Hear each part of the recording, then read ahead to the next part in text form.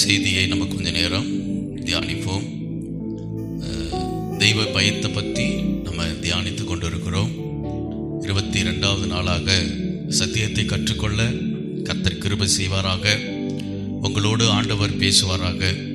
சங்கீத புஸ்தகம் 130ஆம் அதிகாரம் 4வது வசனம். பயப்படும்படிக்கு உம்மிடத்தில் மன்னிப்பு உண்டு. வசனம் சொல்லுகிறது, ஆண்டவருக்கு யார் பயந்து நடக்கிறார்களோ அவர்களுக்கு தான் கர்த்தர் மன்னிக்கிறார். தெய்வ பயம் இல்லைன்னா மன்னிப்பே கேட்க மாட்டாங்க.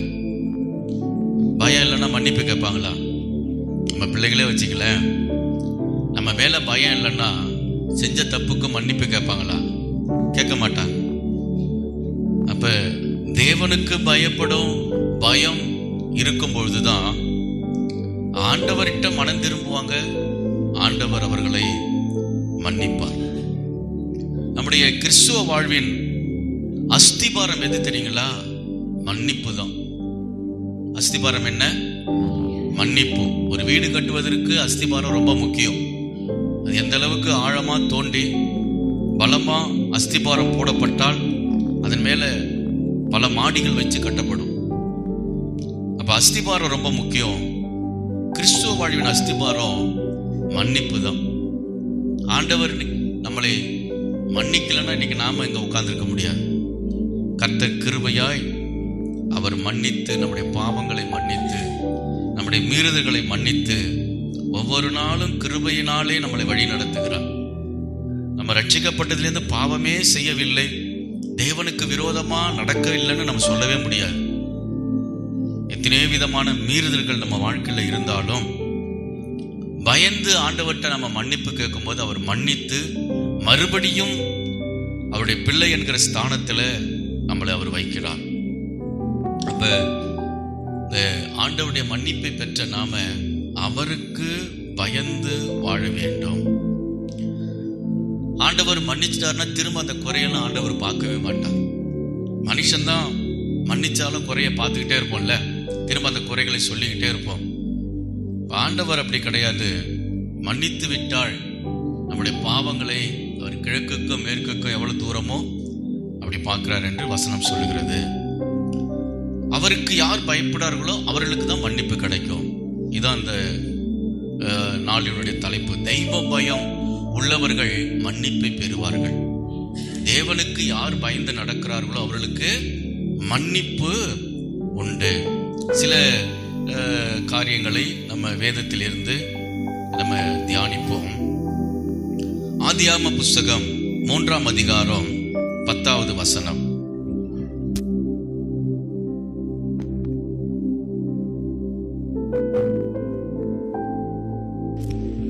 ஆதியாகமம். அதற்கு அவன், நான் தேவருடைய சத்தத்தை தோட்டத்திலே கேட்டு நான் நிர்வாணியாய் இருப்பதினால் பயந்து ஒளிந்து கொண்டேன் என்றான். இது ஆதியாகம புஸ்தகத்தில் ஆதாமை பத்தி இங்க வாசிக்கிறோம். அவர்கள் தேவனுக்கு கீழ்ப்படியாமல் தேவன் சொன்ன வார்த்தையை மீறி நன்மை தீமை கனியை அவர்கள் புசித்த பொழுது அவர்கள் தேவனுக்கு முன்பாக துணிகரமா நின்றார்கள் என்று வசனம் சொல்லல. வசனம் சொல்லுது, பயந்து ஒளிந்து கொண்டு இருந்தார்கள். தெய்வ பயம் அவங்களுடைய உள்ளத்துல இருந்துச்சு, இருதயத்துல இருந்துச்சு. ஆண்டவர் சொன்ன வார்த்தையை மீறிட்டமே, ஆண்டவர் இதை சாப்பிடக்கூடாதுன்னு கட்டளையிட்டு இருந்தார், நான் மீறி இதை சாப்பிட்டுட்டேன், இப்ப என் கண்கள் திறக்கப்பட்டிருக்க, நான் நிர்வாணியா இருக்கிறேன் அப்படின்ட்டு அவங்க பயந்து ஒளிந்து கொண்டார்கள். அவங்களுக்குள்ள தேவ பயம் இல்லைன்னா ஆண்டவர் அவர்களை மன்னிக்க முடியாமல் போயிருக்கும். அவர்கள் செய்த பாவத்தை ஆண்டவர் மன்னித்து அவர்களுக்கு தோல் உடைகளை செய்து ஆண்டவர் கொடுத்தார் என்று வேதத்திலே வாசிக்கிறோம். இப்ப தேவனுக்கு பயந்து அவங்க ஒளிந்து கொண்டு இருந்தார்கள். அதனாலதான் கர்த்தர் அவங்க வாழ்க்கையில மன்னிப்பை கொடுக்க முடிந்தது. இப்ப இதுல இருந்து நல்லா புரிஞ்சுக்கணும், மனுஷன் பலவீனமானவன் தான். நமக்குள்ள சில பலவீனங்கள் மீறுதல்கள் வந்தாலும் ஆண்டவருக்கு பயந்து நாம் அவர்கிட்ட அறிக்கை இடணும். அவர்கிட்ட நம்முடைய பாவங்களை மறைக்க கூடாது. நான் செஞ்சது சரிதான், இந்த பாவம் செஞ்சேன், இருந்தாலும் என் சூழ்நிலை நான் செஞ்சுட்டேன்னு நம்ம சொன்னாலும் கர்த்தர் ஒத்துக்க மாட்டார். எந்த சூழ்நிலை இருந்தாலும் நான் செஞ்சது தவறு அப்படின்னு ஒப்புக்கொள்ளும் பொழுது கர்த்தர் என்ன செய்கிறார்? மன்னிப்பை நமக்கு கொடுக்கிறார். தாவீதுக்காரன் சொல்வதை போல, தன் பாவத்தை மறைக்கிறவன் வாழ்வடைய மாட்டான், அவைகளை அறிக்கை செய்து விட்டுக்கிடுகிறனோ இரக்கம் பெறுவான் என்று வசனத்தில் வாசிக்கிறோம். அப்ப தேவனுக்கு பயந்து யார் வாழ்கிறார்களோ, தெய்வ பயம் யார்கிட்ட இருக்கோ, அவங்க விழுந்தாலும் திரும்பவும் ஆண்டவர்கிட்ட மன்னிப்பை பெற்று தங்களுடைய ஸ்தானத்தில் ஆண்டவர் மறுபடியும் கொண்டு வந்து அவர்கள் நிறுத்துவார். நம்ம வாழ்க்கை ஒவ்வொரு நாளும் அப்படிதான். பரிசுத்தக்குள்ள போவோம், பாவத்தில் சில காரியங்கள் விழுவோம், இருந்தாலும் தேவனிடத்துல நம்ம அறிக்கையிடும் போது அவரை மீட்டு எடுத்து நம்மளை மன்னித்து பரிசுத்த வாழ்க்கைக்குள்ள ஓடும்படி கர்த்தர் கிருபை செய்கிறார். அப்ப ஆதாம் ஏவாள் பாருங்க, அவங்க பாவம் செய்தாலும் தேவனுக்கு பயப்படும் பயம் இருந்ததுனால கர்த்தர் அந்த பாவத்துக்கு ஒரு பரிகாரத்தை அவர் செய்து அவர்களை மன்னித்தார் என்று வேதத்திலே வாசிக்கிறோம். ஆசீர்வாதங்களை ஏதேன் தோட்டத்தில் இழந்திருக்கலாம், ஆனா ஆண்டவர் அவர்களை அந்த பாவத்துக்கு பெரிய தண்டனை கொடுத்து அன்னைக்கே நியாய தீர்ப்பு அவர் முடிக்கல. கிருபையாய் அவர்கள் என்ன செஞ்சாரு? மன்னித்தார். அவர்களிருந்து சந்ததியை உருவாகும்படி கர்த்தர் செய்தார். இப்ப ஆண்டவர்கிட்ட நாம தெய்வ பயத்தோடு நம்ம வாழ வேண்டும். தெய்வ பயம் இருந்தாதான் சில பாவ உணர்வு ஏற்பட்டு ஆண்டவர்கிட்ட கேட்கும் போது மன்னிப்பை நாம பெற்றுக்கொள்ள முடியும். இரண்டாவதாக, இயேசுவின் சீஷனாக பேதுருவை பத்தி நம்ம தியானிக்கும் பொழுது, பேதுரு தான் முதல் சீஷன். பிரதான சீஷனாக பேதுரு தான் இருக்கிறார். ஆண்டவரோடு 3 வருடங்கள் இயேசுவோடு அவர் ஊழியங்களை செய்தார். அற்புதங்களையும் அதிசயங்களையும் கண்ணார கண்டார். அவர் மூலமும் அற்புதங்கள் அதிசயங்கள் நடந்தது. அப்படிப்பட்ட சூழ்நிலையில அவர் சொல்றாரு ஆண்டவர்கிட்ட, நீர்தான் இயேசு கிறிஸ்து, நீர்தான் மேசியா அப்படின்னு நான் அறிந்திருக்கிறேன் என்றார். உம்மிடத்துலதான் ஜீவனுள்ள வார்த்தை இருக்கிறது ஆண்டவரே, நான் உம்மை விட்டு எங்கே போவேன் அப்படிலாம் பேசுகிற ஒரு நபராய் காணப்படுகிறார். அப்புறம் ஆண்டவர்கிட்ட சொல்றாரு, நீ எங்க போனாலும் அங்க வருவேன், உமக்காக என் ஜீவனையே கொடுப்பேன் அப்படிலாம் அவர் பேசுகிறார். ஆண்டவர் சொல்றாரு, சூழ்நிலை ஆண்டவர் சொல்றாரு, நீ என்ன மறுதளிப்ப. என்ன சொல்றாரு?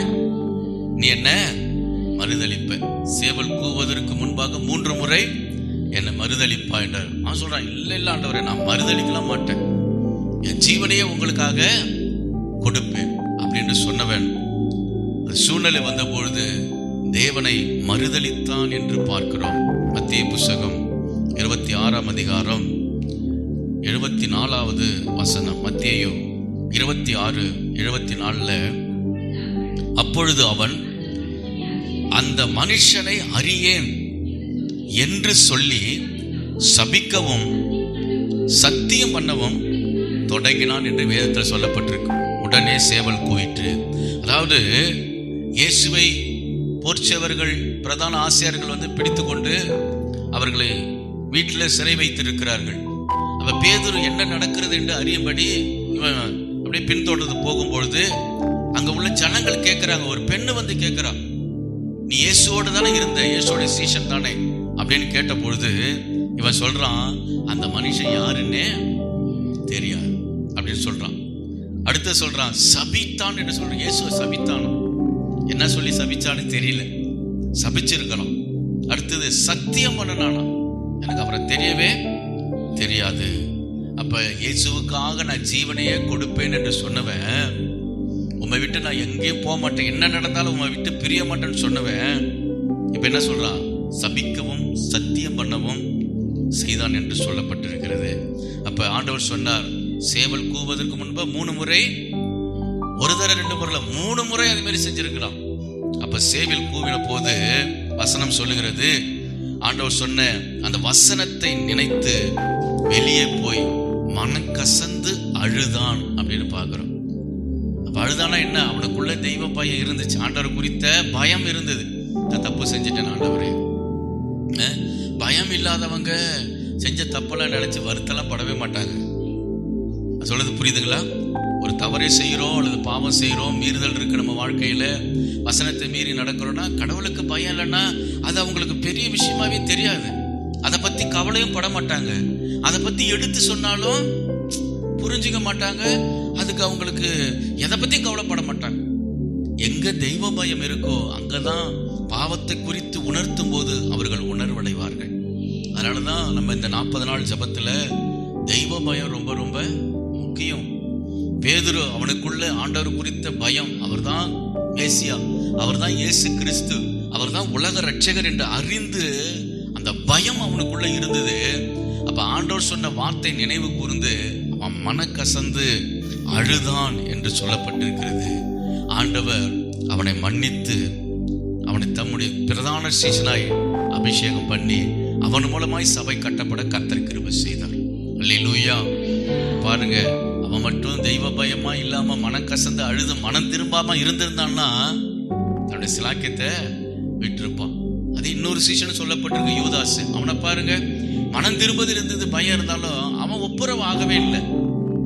அவன் ஒப்புரவு ஆகாதனால தன்னுடைய மேன்மையை அவன் இழந்து போனான்.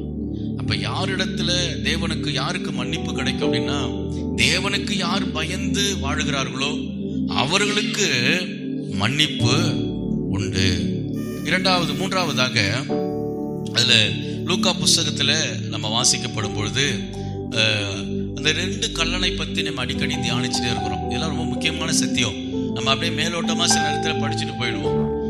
அந்த கல்லனை பத்தி நம்ம தியானிச்சாலும் நிறைய காரியங்கள், பல விஷயங்களை நம்ம தியானிச்சு கொண்டே இருப்போம்.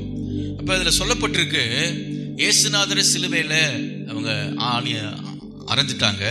அவருக்கு வலது பக்கம் இடது பக்கம் 2 கல்லர்களை அடித்தார்கள். அப்ப ஒருவன் ஆண்டவரை பரியாசம் பண்ணனா, நிந்தித்தான் அப்படின்லாம் சொல்லப்பட்டிருக்கு. அப்ப இன்னொருத்தன் சொல்றான், லூக்கா புஸ்தகம் 23ஆம் அதிகாரம் 40வது வசனத்தை நீங்க வாசித்து பார்த்தீங்கன்னா, இன்னொருவன் சொல்றான், மற்றவன் அவனை நோக்கி, நீ இந்த ஆக்கினைக்கு உட்பட்டவனா இருந்தும் தேவனுக்கு பயப்படுகிறது இல்லையா? அவன் கேட்கிறான் பாருங்க. அவங்க செஞ்சது தப்பு தான். அவங்க கள்ளர்கள்னா கொள்ளடிக்கிறவர்கள், திருடவர்கள். அதனால அவர்கள் சிலுவையில தண்டனை கொடுத்தாங்க. நாம செஞ்சது தவறு. அவங்க சொல்றாங்க பாருங்க, நாம செஞ்சது தவறு, நீ தேவனுக்கு பயப்படாம அப்படி பேசுறியே. அப்ப திருடனா இருந்தாலும் அவனுக்குள்ள தேவ பயம் இருக்கு. அல்லேலூயா. நான் திருடன் தான், கொள்ளக்காரன் தான், ஆனா நான் செய்தது சரின்னு நான் சொல்ல மாட்டேன். தேவனுக்கு முன்பாக அது பாவம் தான். அல்லேலூயா. அப்படி நம்ம இருந்துச்சு வச்சுக்க, நான் செய்யறது தவறு தான் அப்படின்னு நம்ம இருந்துச்சுன்னா என்னைக்காவது ஒரு நாள் கர்த்தர் மன்னிப்பை கொடுத்து விடுதலை பண்ணிடுவார். நாம செய்யறது தவறு இல்லை, நான் செய்யறது சரி, இது பாவமே கிடையாதுன்னு நினைச்சிட்டோன்னு வச்சுங்களேன், விடுதலையும் கிடைக்காது, மன்னிப்பும் நம்ம வாழ்க்கையில கிடைக்காது. அதுதான் பெரிய பாவத்துக்குள்ள நம்மளை கொண்டு விட்டுடும். அல்லேலூயா. அப்ப இந்த கள்ளன் சொல்றான் இன்னொருத்தனை பார்த்து, நீ தேவனுக்கு பயப்படாம இப்படி இருக்கிறியே, நாமும் நியாயப்படி தண்டிக்கப்படுகிறோம், நாம் நடப்பித்தவைகளுக்கு தக்க பலனை அடைகிறோம், இவரோ தகாத ஒன்றையும் நடப்பிக்கவில்லை என்று அவனை கடிந்து கொண்டான் என்று பார்க்கிறோம். அப்ப 42வது வசனம் சொல்லுகிறது, அவன் சொல்றான், இயேசுவை நோக்கி, ஆண்டவரே, நீர் உம்முடைய ராஜ்யத்தில் வரும்பொழுது அடியனை நினைத்தருளும் என்றான். அப்ப பாருங்க, வசனம் சொல்லுது, அவனுக்குள்ள தெய்வ பயம் இருக்கு பாருங்க. ஆண்டவர் திரும்பவும் வருவார், திரும்பவும் இயேசு கிறிஸ்து வரப்போகிறார். நான் பாவிதான், நான் தவறு செஞ்சிருக்கிறேன், நான் பாவத்துல தான் இருக்கிறேன், இருந்தாலும் என்ன நினைவு கூறுங்க, என்ன செய்யுங்க, நீ வரும்பொழுது என்ன மன்னிங்க ஆண்டவர். அல்லேலூயா. அப்ப ஆண்டவர்கிட்ட நாம பயத்தோடு இருக்கும் பொழுதுதான் பாவ உணர்வே நமக்கு ஏற்படும், விடுதலை உண்டாகும். அடுத்தது ஆண்டவர் சொல்லுகிறார் 43வது வசனத்துல, இயேசு அவனை நோக்கி, இன்றைக்கு நீ என்னுடனே கூட பரதேசியில் இருப்பாய் என்று மெய்யாகவே உனக்கு சொல்லுகிறேன் என்றார். அல்லேலூயா. பாருங்க, நான் வர வரைக்கும் நீ காத்துட்டு இருக்க வேணாம். நான் வர வரைக்கும் நீனும் மறிக்க போற, நானும் மறிக்க போறேன், என்னோட கூட இன்னைக்கே நீ பரலோகத்துல இருப்ப, பரதேசியில இருப்ப. நீ இன்றைக்கே உனக்கு மன்னிப்பு. அவன் ஈஸியா ஆண்டவர்கிட்ட அந்த பரலோக ராஜ்யத்தை சுதந்திரத்து கொண்டான். காரணம் என்ன தெரியுங்களா? தெய்வ பயம் அவனுக்குள்ள இருந்துச்சு. அவன் செய்தது தவறு என்று அறிக்கையிட்டான். அவன் பாவத்தை மறைக்காமல் ஆண்டவருக்கு அறிக்கையிட்டதுனால அவன் மன்னிப்பை பெற்றுக்கொண்டான். அல்லேலூயா. அப்ப தேவனிடத்துல மன்னிப்பு யாருக்கு கிடைக்கும்? யார் ஆண்டவர் மன்னிச்சு விடுதலை கொடுத்துருவாரு? தெய்வ பயம் இருக்கணும், சத்தியத்துக்கு பயப்படணும். நம்ம வாழ்க்கை என்ன சூழ்நிலையில இருந்தாலும் சத்தியத்துக்கு பயந்து இது தவறு என்று நம்ம ஒப்புக்கொண்டு இருக்கும் போது கர்த்தர் நிச்சயம் விடுதலை கொடுப்பார். அல்லேலூயா. இன்னும் ஒரே ஒரு காரியத்தை சொல்லி நான் முடிக்க விரும்புகிறேன். இளைய குமாரன் அல்லது கெட்ட குமாரன் சொல்லுவோம் இல்லையா? அப்ப அவனை பத்தி நம்ம நிறைய தியானிச்சுட்டு தான் இருக்கிறோம். அவன் சொல்றான், எல்லாத்தையும் பிரிச்சு எடுத்துட்டு போயிட்டு துன்மார்க்கமாய் வாழ்ந்து எல்லாத்தையும் இழந்துட்டான். இப்ப அவன் சொல்லும் பொழுது லூக்கா புஸ்தகம் 15ஆம் அதிகாரம் 18வது வசனத்தை நல்லா கவனிங்க. லூக்கா 15:18 நான் எழுந்து என் தகப்பனிடத்திற்கு போய், தகப்பனே, பரத்துக்கு விரோதமாகவும் உமக்கு முன்பாகவும் பாவம் செய்தேன். இப்ப அவன் என்ன சொல்றான்? நான் பாவம் செஞ்சிட்டேன், தேவனுக்கு விரோதமாக பாவம் செஞ்சேன். அவங்க அப்பாவுக்கு சொல்றான், உமக்கு விரோதமாகவும் நானே பாவம் செஞ்சிட்டேன் அப்படின்னு சொல்றான். அப்ப அவனுக்குள்ள தெய்வ பயம் இருந்தது பாருங்க.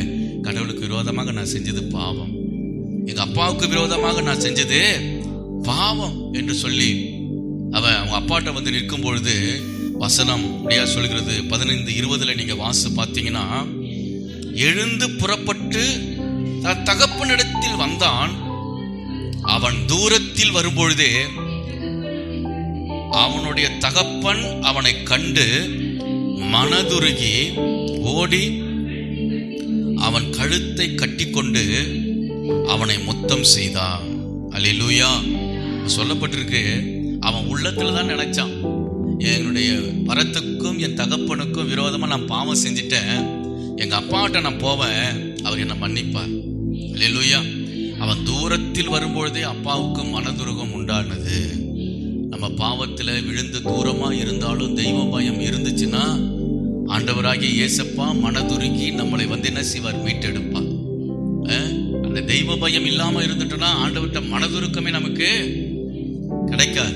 அல்லேலூயா. இப்ப இயேசு கிறிஸ்துவின் ரத்தம் சகல பாவங்களை நீக்கி சுத்திகரிக்கும் என்பது உண்மை. நான் பாவி என்று நீ ஒத்துக்கொண்டாதான் சுத்திகரிக்கும். நான் செஞ்சது தவறு இல்ல, அது நீதி என்று நீ நினைத்து நீதிமானா நினைச்சுக்கிட்டனா இயேசுவின் ரத்தம் அங்க உனக்குள்ள பாவ விடுதலை உண்டு ஆகாது. அப்ப இந்த இளைய குமாரன் சொல்றான், நான் பாவம் செஞ்சேன். அவனுக்குள்ள தெய்வ பயம் வந்த பொழுது அவங்க அப்பா மனதுருகி அவனை முத்தம் செய்தா என்று வேதத்திலே வாசிக்கிறோம். அப்ப ஆண்டவருக்கு முன்பாக நீங்க தெய்வ பயத்தோடு இருக்கும் பொழுது பிசாசு நம்ம வாழ்க்கையில என்ன பாவ காரியங்களை கொண்டு வந்தாலும் ஆண்டவர் நமக்கு மன்னிப்பை கொடுப்பார். தெய்வ பயத்தோடு, ஆண்டவரே, இந்த பாவம் எனக்குள்ள இருக்கு, இந்த உமக்கு விரோதமான செயல் எனக்குள்ள இருக்கு, இதை நீக்குங்கப்பா அப்படின்னு நம்ம சொல்லும் பொழுது அவர் நம்ம மேலே மனதுருகி அவர் மன்னிப்பை கொடுத்து தேவ அன்பினாலே நம்மளை நிரப்புகிற நல்ல தேவனாய் அவர் இருக்கிறார். அல்லேலூயா. இப்ப நம்ம சங்கீதத்தில் வாசித்தது போல, உமக்கு பயப்படும்படிக்கு உம்மிடத்தில் மன்னிப்பு உண்டு. ஆண்டவருக்கு யாரு பயப்படுறார்களோ அவங்களுக்கு தான் மன்னிப்பு உண்டாகும். சிலர் நம்ம இந்த ஜப குறிப்புல செஞ்சுட்டு இருக்கிறோம், துணிகரமா செயல்படுறாங்கன்னா அவங்களுக்குள்ள தெய்வ பயம் இல்லை. தாங்கள் செய்வது பாவம் என்று அறிந்தாலும் அதை பெருசா நினைக்கிறது கிடையாது, அது பாவம்னே நினைக்கிறது கிடையாது. அப்ப தெய்வ பயம் இல்லாதால்தான் துணிகரம் இருக்கு. அவர்களுக்கு சீக்கிரம் தான் அதுல இருந்து விடுதலையும் மன்னிப்பும் கிடைக்காம இருக்காங்க பாருங்க. நாம தான் அவங்களுக்கு பரிந்து பேசி ஜெபம் பண்ணிட்டு இருக்கிறோம், ஆண்டவரே தெய்வ பயத்தை உண்டு பண்ணுங்க, என்ன செய்யுங்க, தெய்வ பயத்தை கொடுங்க. முதல்ல இருதயத்துல தேவனுக்கு பயப்படுற பயம் வரும்பொழுதுதான் பாவ உணர்வு அடைகிறார்கள். அப்ப பாவ உணர்வு வந்துருச்சுனாலே அவங்களே ஜெபிக்க ஆரம்பிச்சிருவாங்க, பயம் வந்துடும், ஆண்டவரே நம்ம அன்னைக்கு எப்படியாவது விடுதலை செய்யுங்க. அப்படி கேட்கும் பொழுதுதான் கர்த்தர் அங்க கிரியை செய்து மன்னிப்பை கொடுத்து மனதுருகி பாவத்திலிருந்து விடுதலை செய்கிறார். அல்லேலூயா. அதுக்காக தான் இவங்களுக்கெல்லாம் நம்ம சிலுவையில எழுதி ஜெபம் பண்ணிட்டு இருக்கிறோம், ஆண்டவரே தெய்வ பயம் உண்டாகட்டும், தங்கள் பாவ உணர்வு அடையட்டும் அப்படி என்று. அப்ப யார் தெய்வ பயத்தில் இருக்கிறார்களோ அவங்களுக்கு பாவத்திலிருந்து விடுதலை கொடுத்து கர்த்தர் மன்னிப்பு அவங்களுக்கு ஆண்டவரே உமக்கு ஸ்தோத்திரம். இந்த நாளுக்காய் நன்றி செலுத்துகிறோம். இந்த நாளிலும் தகப்பனே, தேவனுக்கு பயந்து நடக்கும் பொழுதுதான் ஆண்டவர் மன்னிக்கிறவராய் செயல்படுகிறார். மன்னிப்பை பெற்றுக்கொள்ளுகிறோம். பாவ உணர்வு உண்டாகிறது. கர்த்தர் எங்களுக்கு தெய்வ பயத்தோடு வாழ உதவி செய்யுங்கப்பா. எங்க பாவத்தை நாங்கள் மறைக்க கூடாது. ஆண்டவரே ஸ்தோத்திரம். பாவத்தை அறிக்கையிட்டு விட்டு விடுகிறவனோ இரக்கம் பெறுவான் என்று சொல்லப்பட்டிருக்கிறது. ஆண்டவரே, எங்க இருதயத்தில் தெய்வ பயத்தை கொடுங்க. தேவனுக்கு பயந்து நடக்கிற கிருபையை கர்த்தர் தரும்படியாக ஜெபிக்கிறோம். ஆண்டவரே, அந்த ஒவ்வொருவரையும் ஆசீர்வதிங்க. எங்க வாழ்க்கையில குற்றங்கள் குறைகள் இருந்தனால் கர்த்தர் தயவாய் மன்னித்து எங்களுக்கு விடுதலை கொடுங்க அப்பா. எங்கள் மேலே மனதுருகும்படியாக ஜெபிக்கிறோம் ஆண்டவரே. யாரும் பூரணர் கிடையாது ஆண்டவரே. எல்லா இடத்துலயும் குறைகள் உண்டு. ஆனாலும் நீங்க மன்னித்து எங்களை விடுதலை செய்யுங்கன்னு கேட்கும் பொழுது கர்த்தர் மன்னிப்பை தருகிறார். விடுதலையை தருகிற தேவனாய், அன்புள்ள தேவனாய் அவர் இருக்கிறார். ஆண்டவரே ஸ்தோத்திரம். தெய்வ பயத்தினால நிரப்புங்க. உங்களுடைய ஆசீர்வாதங்களை சுதந்திரித்துக் கொள்ள உதவி செய்யுங்கப்பா. அந்த ஒவ்வொரு மேலும் தெய்வ கிருபை தங்கியிருக்கட்டும். கர்த்தர் ஆசீர்வதித்து வழி நடத்துங்க. நாளைக்குள்ள ஆராதனைகளை கர்த்தர் ஆசீர்வதிங்கப்பா.